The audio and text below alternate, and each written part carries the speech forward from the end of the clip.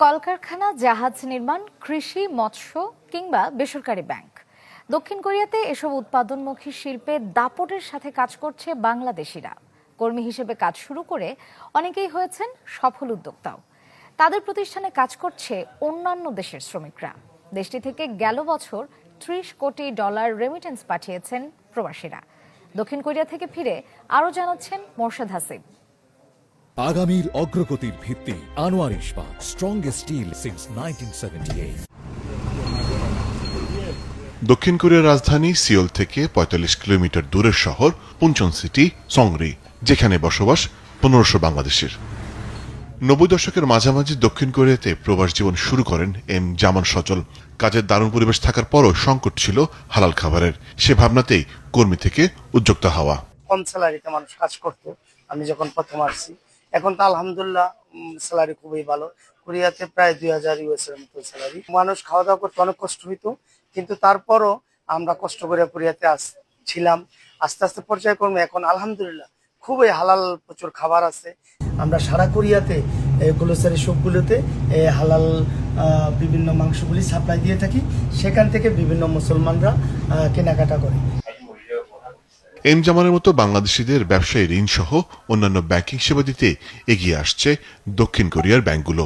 এখানে remittance, bank account, তারপরে আপনার দেচুল যে লোন সার্ভিস গুলো আছে, এগুলো পাওয়া আপনার খুব ইজি। এখানে কম্পেয়ার টু বাংলাদেশ, এখানে খুব দ্রুত। কর্মী হিসেবে জীবন শুরু করলেও দেশটিতে গাড়ির ব্যবসা হিসেবে সুনাম অর্জন করেছেন শামীম ইসলাম। দেশের সাথে বিদেশিদের কর্মসংস্থানের ব্যবস্থা করেছেন Shamim. This company every time give the equipment, hats and the ching up and everything. It's a good man. We do have all the protection that we need, and my boss is there to provide it for us. এই দেশ প্রচুর লাভবান হচ্ছে, কারণ আমরা almost ২৭টা দেশে export করি আমাদের প্রোডাক্ট। তো এইতে করে এরা প্রচুর রেমিটেন্স আর্ন করে, এখানে ফরেন কারেন্সি আর্ন করে। সেম ব্যাপারটা যদি বাংলাদেশে করা যায়, বাংলাদেশে যেহেতু নতুন সরকার আসছে, এভাবে সরকারের সহযোগিতা লাগবে। কোরিয়াতে মনে করেন যে টেকনিশিয়ান সবকিছু, অনেক ম্যানুফ্যাকচারিং আছে, অনেক সাইডের ব্যবসা আছে। আমাদের মাথায় আছে অনেক ব্যবসা, যেটা বাংলাদেশের জন্য কর্মসংস্থানের জন্য ভালো একটা সাইড।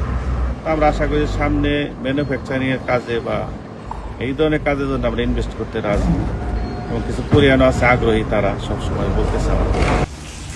সঙ্গীতে থাকা বাংলাদেশি কমিউনিটি তৈরি করেছেন মসজিদ, যেখানে নামাজ আদায় করছেন সব দেশের মুসলিম সম্প্রদায়ের মানুষ।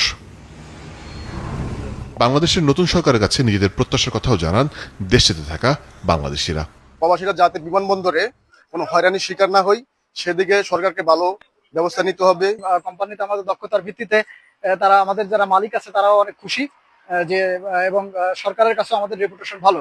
আমি আশা করি যে আমাদের বর্তমান নির্বাচিত সরকার দক্ষিণ কোরিয়ার সাথে আরো বেশি সম্পর্ক জোরদার করবেন। দেশটিতে নিযুক্ত বাংলাদেশের রাষ্ট্রদূত তৌফিক ইসলাম শাতিল জানান, করোনার পরে কিছুটা কম হলেও বর্তমানে বাংলাদেশিদের জন্য নতুন কাজের সুযোগ তৈরি হয়েছে।